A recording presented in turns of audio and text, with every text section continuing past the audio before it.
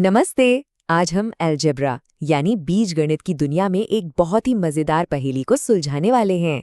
ये पहेली है बीजीय व्यंजक या अलजेब्रिक एक्सप्रेशंस की। चलिए इसके कोड को क्रैक करते हैं।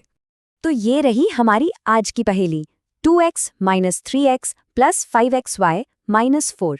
पहली नज़र में देखें तो ये बस कुछ नंबर और लेटर्स का कॉम्बिनेशन लगता है ना? लेकिन इसके अंदर कुछ पद या टर्म्स ऐसे हैं जो एक ही परिवार के हैं और बस उन्हें पहचानना ही इस पहेली को सुलझाने की पहली सीढ़ी है। अपनी पहेली को सुलझाने के लिए हमें एक बहुत ज़रूरी कॉन्सेप्ट समझना होगा। तो चलिए अपने पहले टूल से मिलते हैं, सजातीय पद या जिसे हम लाइक टर्म्स कहते हैं। तो आखिर ये सजातीय पद हैं क्या? बहुत आसान है। ये वो पद हैं जिनके बीजीय गुणनखंड मतलब जो चर या वेरिएबल वाला हिस्सा होता है वो बिल्कुल एक जैसा हो। हाँ, उनके आगे जो नंबर लगा है जिसे हम गुणांक या कोएफिशिएंट कहते हैं वो अलग हो सकता है। मेन बात ये है कि वेरिएबल्स और उनकी घातें यानी पावर्स एकदम सेम होनी चाहिए। चलिए एक उदाहरण से समझते हैं। यहाँ देखिए 2xy और 5xy दोनों में बीजीय गुणनखंड क्या है?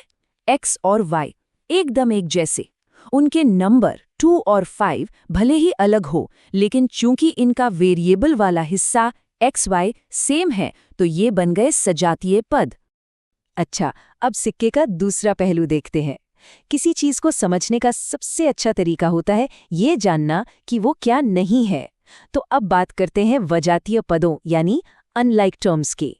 इसकी परिभाषा तो और भी सीधी है। जिन पदों के बीजीय गुणनखंड मतलब वेरिएबल वाले हिस्से अलग अलग होते हैं वो वजातीय पद कहलाते हैं। सिंपल। अब जरा 2xy और -3x की तुलना कीजिए।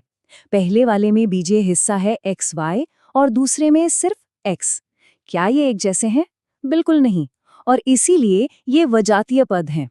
आसान है ना? तो सबसे जरूरी बात जो याद रखनी है वो ये है, गुणांक या कोएफिशिएंट को भूल जाइए। वो 2 हो, -10 हो या 100, कोई फर्क नहीं पड़ता। जब भी सजातीय और वजातीय पद पहचानने हो तो सारा ध्यान सिर्फ और सिर्फ पद के बीजीय भाग पर यानी वेरिएबल्स पर होना चाहिए। ठीक है, नियम तो हम समझ गए। अब बारी है थोड़ी प्रैक्टिस की। चलिए कुछ उदाहरण देखते हैं ताकि ये कॉन्सेप्ट दिमाग में एकदम पक्का हो जाए। चलिए इन जोड़ों को देखते हैं। पहला है 6x और 7y। क्या इनके वेरिएबल सेम हैं? नहीं, तो ये हुए वजातीय। अगला है 13x और -7x। दोनों में वेरिएबल x है तो ये सजातीय हैं।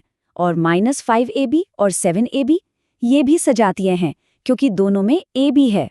याद रखिए, गुणा में क्रम मायने नहीं रखता, तो ab और ba एक ही बात है। चलिए आगे बढ़ते हैं। 3x और 6xy, एक में सिर्फ x है और दूसरे में xy, तो जाहिर है ये वजातीय हैं। अब जरा 6pq² और 7p² पर खास ध्यान दीजिए। ये थोड़ा ट्रिकी लग सकता है।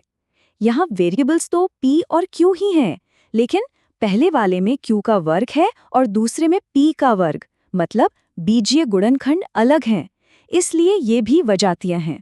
और आखिर में -p और 10p, ये तो साफ साफ सजातीय हैं। बहुत बढ़िया, अब तक तो हम काफी कुछ समझ गए हैं। तो अब इस ज्ञान को परखने का समय आ गया है। स्क्रीन पर एक लंबी लिस्ट है। क्या इसमें से सजातीय पदों को उनके परिवारों के हिसाब से ग्रुप्स में बांटा जा सकता है? जरा एक पल लेकर देखिए और पहचानने की कोशिश कीजिए। ठीक है, चलिए देखते हैं। x वाले पदों का परिवार कौन कौन सा है? 10x, -9x और x। बहुत अच्छे। y वाले पद हैं -8y, 5y और y। xy परिवार में है 6xy, -11xy और xy।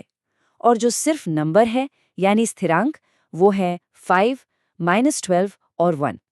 और बेचारा x², वो अकेला रह गया। इसका कोई सजातीय पद इस लिस्ट में नहीं है। तो चलिए अब वापस अपनी पहली पहेली पर आते हैं। आखिर हम ये सब कर क्यों रहे हैं? सजातीय पदों को पहचानना इतना जरूरी क्यों है? और ये रहा इसका जवाब। ये इसलिए इतना जरूरी है क्योंकि केवल सजातीय पदों को ही आपस में जोड़ा या घटाया जा सकता है। यही अलजेब्रा में सरलीकरण यानी सिंप्लीफिकेशन की नींव है।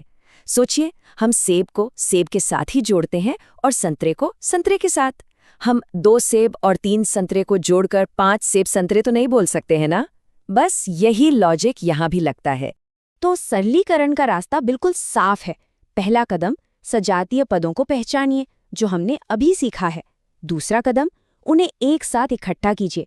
और तीसरा कदम, उन्हें जोड़ या घटा दीजिए।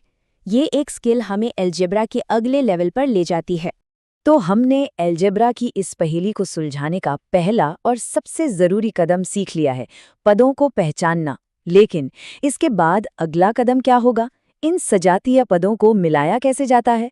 ये वो सवाल है जो हमें अलजेब्रा की दुनिया में और भी गहराई तक ले जाएगा।